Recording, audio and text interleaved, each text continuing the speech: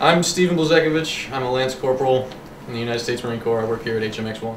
I went to MCRD San Diego for boot camp. And my whole thing is, I did everything normal like everyone else would, except, you know, there's a few general exceptions, I guess, as to what my experience was. It's not your typical Marine Corps experience. Boot camp, you have to hike around with 130 pound, 135 pound pack with gear and guns and armor. So running with a 135 pound pack on my back took its toll. The arches in my feet completely collapsed. And since my legs or my arches collapsed, I don't have any shock absorbing ability in my feet anymore.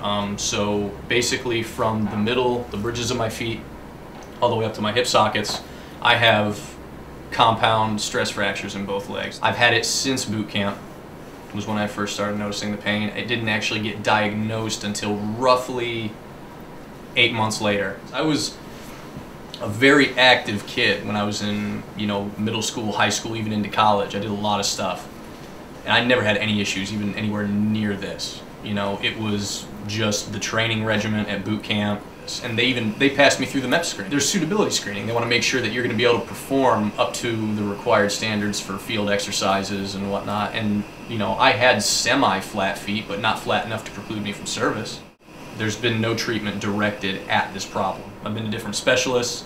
I've had different tests run on me, the full gamut of blood tests. I have no deficiencies, no calcium deficiency. They check for freaking cancer. I don't have cancer. In the Marine Corps, they prescribe you 800 milligrams ibuprofen, right? So I'm taking 800 milligrams ibuprofen constantly, and that's bad on your stomach. So I ended up developing, I guess, beginning stages of stomach ulcers and a lot of, you know, digestive issues. I'm also on antidepressants, which is awesome. Instead of getting to work on the aircraft like I wanted to do, I'm in a secondary MOS where I get screwed with even more every day, and I'm still awaiting discharge. From what I've heard, the Marine Corps and the Department of the Navy is not specifically going to give me anything on the way out the door.